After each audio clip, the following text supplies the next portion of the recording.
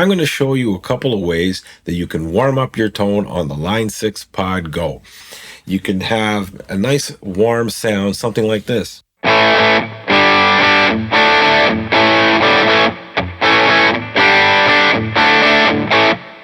All right, so let's do clean. So what I have here is we don't need to worry about the gate and all the pedals or the volume and the wah pedal like I have. If I can show you, I have Kinky Boost is one of the tools. I have a retro reel, which is great. This is a great one that came, I believe this came with our 2.0 firmware update, and using the dedicated EQ block. All right. The amp and cab don't really matter for this, but I just wanted a nice clean amp, so I'm using the Deluxe Vibe. So this Deluxe Reverb vibrato channel, and let's see if I can get the cab here. It's an open cream, and let's not forget the importance actually here of the cab. If I can just sidebar for a second, because this is also going to help you warm up your tone. And for warmth tones, I really like a 160 ribbon mic. A ribbon mic to me gives, I mean, some of them can darken the sound a little bit more, but I find it gives me the warmth. So I have the clean. So let's start with Kinky Boost. So that totally changed the sound. It increased the volume, and that's because I have the drive at 5.5. I just left it at default. I just slapped it on. I would turn the drive down a little bit just for volume's sake, and it'll still give you a little, it brings life to the tone, right? And it doesn't have to sound overdriven, but this definitely is a great tool when you're using a drive pedal. So you have Kinky Boost.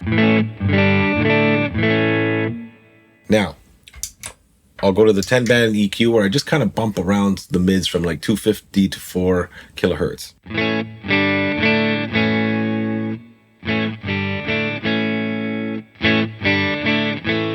So it gives it a little help. Now, retro reel.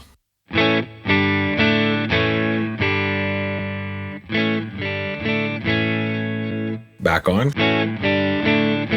Now, retro reel, guys, it's a great tool. I keep the wow flutter down a bit, so there's not too much tape noise, because this is supposed to emulate like a reel to reel, but this is a great one that'll help you get a more analog sounding tone. So I keep the saturation relatively low, because if the higher the saturation, the more it's going to distort, and that can still be useful if you want a driven tone. But I keep it at this, and the default here for the tape speed was in the midpoint at 15 IPS.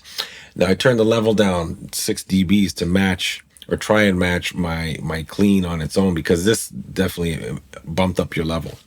Now if I add the Kinky Boost, see the level went up. Add the EQ.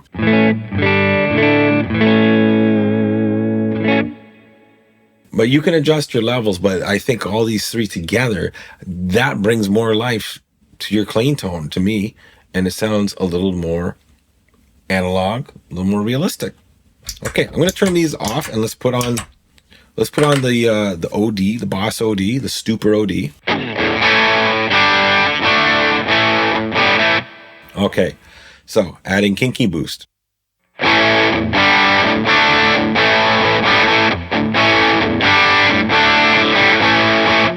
Then if I add the 10-band EQ,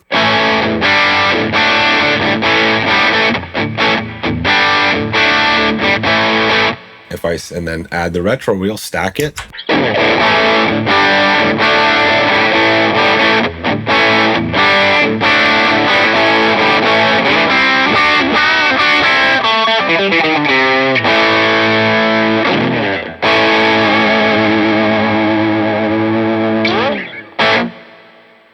All right.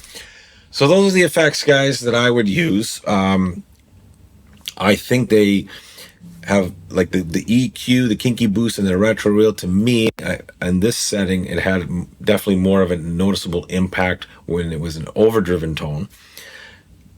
But I think they work to make it sound warm. Now, obviously, this eats up all your user blocks. So if you need a delay, or you need a roto vibe or some other effect, you're not going to be able to use all these. But you know, you have the 10 band, or well, the dedicated EQ block. It doesn't have to be the 10 band one, but you have that. You're stuck with that. So use it to your advantage. But you can certainly slip a Kinky Boost in here, and if not the Kinky Boost, add the retro reel. Either one of those, I find, is really going to dramatically change the life in your tone, whether it be clean or overdrive. Okay, so thanks for watching, guys. If you liked the video, give it a thumbs up. Please leave a comment and check out this one.